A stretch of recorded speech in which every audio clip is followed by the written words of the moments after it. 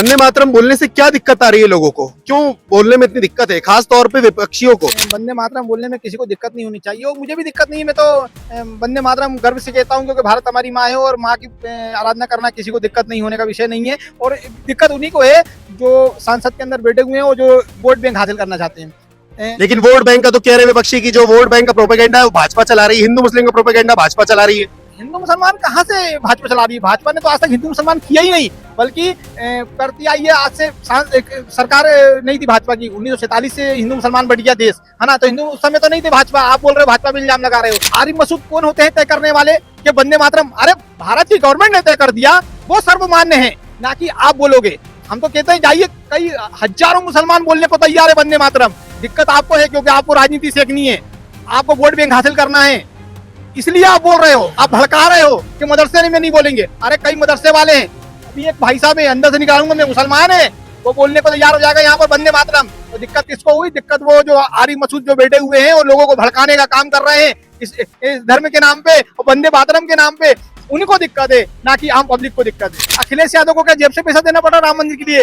राम मंदिर हमारी आस्था का केंद्र है और आस्था के केंद्र के लिए हमने जन जन जन जन जन से पैसा एकत्र करके उस राम मंदिर का निर्माण हुआ है।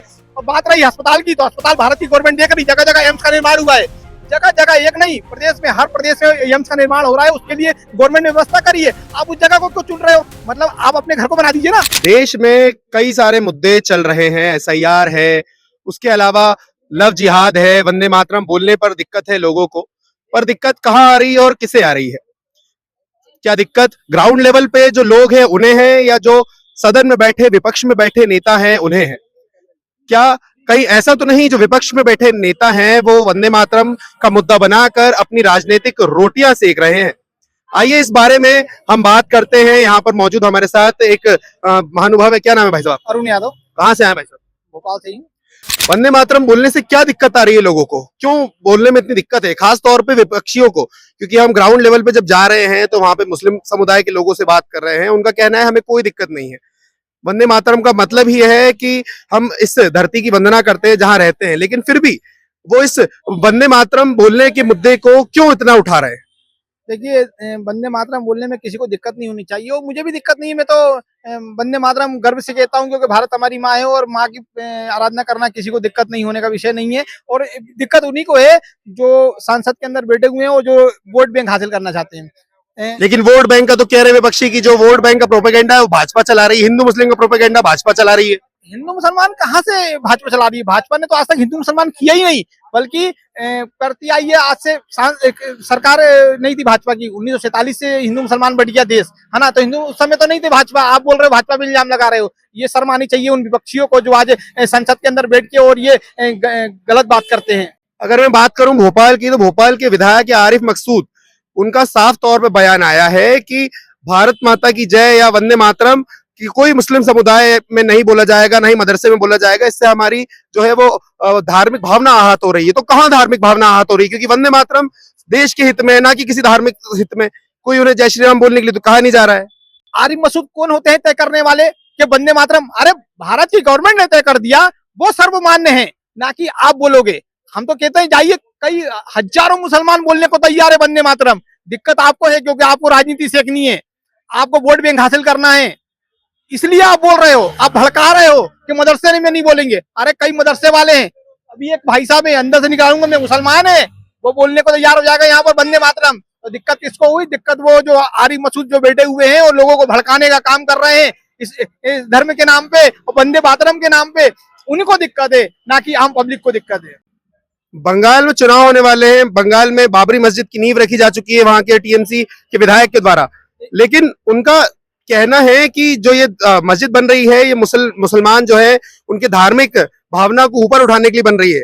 मस्जिद बनाना कोई गलत नहीं है, लेकिन क्या नाम बाबर के नाम पे उस मस्जिद को देना, वो बाबर जो भारत में आके भारत को लूट के गया है, भारत की जो माँ बेटियां थी उनकी इज्जत के साथ खिलवाड़ किया है, उसके नाम पर मस्जिद बनाना क्या सही है? यही मैं बोल रहा हूँ, टीएमसी की सरकार, ममता बनर्जी की सरकार इस बार सत्ता से जाने वाली है। क्यों? आपने बाबर को ही चूज क्यों किया? आपका क्या बाबर कौन लगता है आपका? मुझे आप बताइए, संबंध क्या है आपके बाबर से?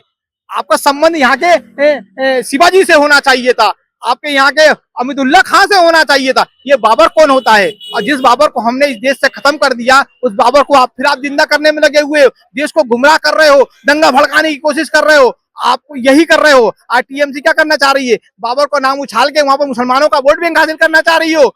यही है ममता बनर्जी की नीति। और आप भाजपा पे इल्जाम लगाते हो कि भैया भाजपा कर रही है तुष्टिकरण की नीति। अरे तुष्टिकरण की नीति आप कर रहे हो, आज तुष्टिकरण की राजनीति आप करने में लगे हुए हो। आप देश को बांट रहे हो, आप देश को तोड़ने की कोशिश कर रहे हो और इल्जाम भाजपा पे लगाते हो। शर्म की बात है ममता बनर्जी और विपक्ष के नेता राहुल गांधी हुए या तेजस्वी यादव हुए या समाजवादी पार्टी के अखिलेश यादव हुए, इनको शर्म आनी चाहिए कि आप देश को किस दिशा में लेके जा रहे हो। आपको जब जनता नकार रही है तो आप ये नया प्रोपेगेंडा खड़ा कर रहे हो, नया बाबर का नाम ले रहे हो, तो ये शर्म की बात है देश के लिए। अच्छा, मध्य प्रदेश के एक अशोकनगर जिला है छोटा सा, वहां पर जो भाजपा के एक विधायक है, उन्होंने बाबर के नाम पर शौचालय बना दिया है। ठीक है, तो ये किस हद तक सही है? क्यों? क्योंकि जहां हम एक तरफ बाबर को गालियां दे रहे हैं, मुस्लिम समुदाय को उससे आहत हो रहा है, वहीं दूसरी ओर एक भाजपा नेता ने, भाजपा विधायक ने ऐसा किया कि शौचालय का नाम ही बाबर रख दिया।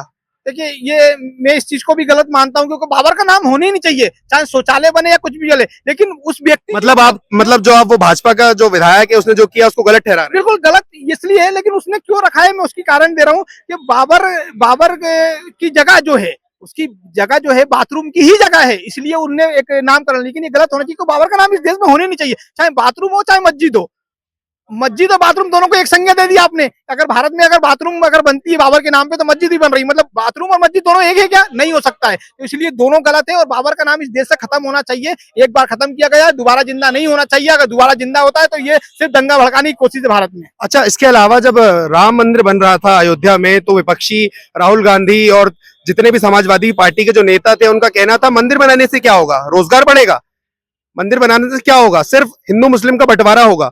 मंदिर बनाने की जगह कोई हॉस्पिटल बना लेते, कोई विद्यालय बना लेते, तो देश का जो युवा है, जो ऐसे लोग हैं जो पढ़ नहीं पा रहे हैं, जिन्हें चिकित्सा में दिक्कतें हो रही हैं, पैसे की कमी है, उनका उपचार होता है, वो अपनी पढ़ाई करके आगे अपना भविष्य बनाते। उसको लेकर क्या कहेंगे कि सिर्फ राम मंदिर ही क्यों बनाया गया? देखिए, अखिलेश यादव को क्या जेब से पैसा देना पड़ा राम मंदिर के लिए?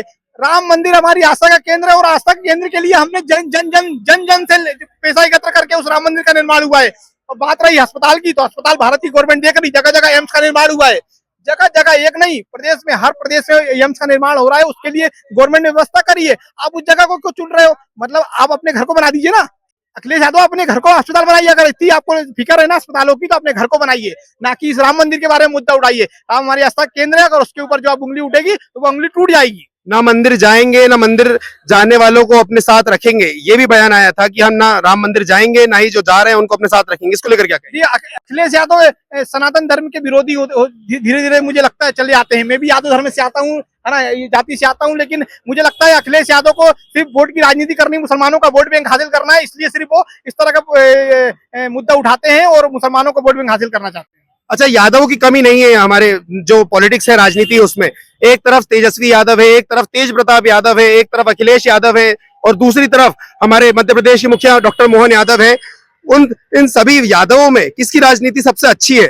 सर्वश्रेष्ठ यादव मोहन यादव, क्योंकि देखिए मोहन यादव कोई छोटे मोटी हस्ती नहीं है और वो अखिलेश यादव से तो बेटर है और वो मुलायम यादव से भी बेटर है, चूंकि तेजस्वी से भी बेटर है, क्योंकि उन्होंने इस तरह का मुद्दा वोट बैंक हासिल करने के लिए कोई प्रोपेगेंडा खड़ा नहीं किया इस भारत में।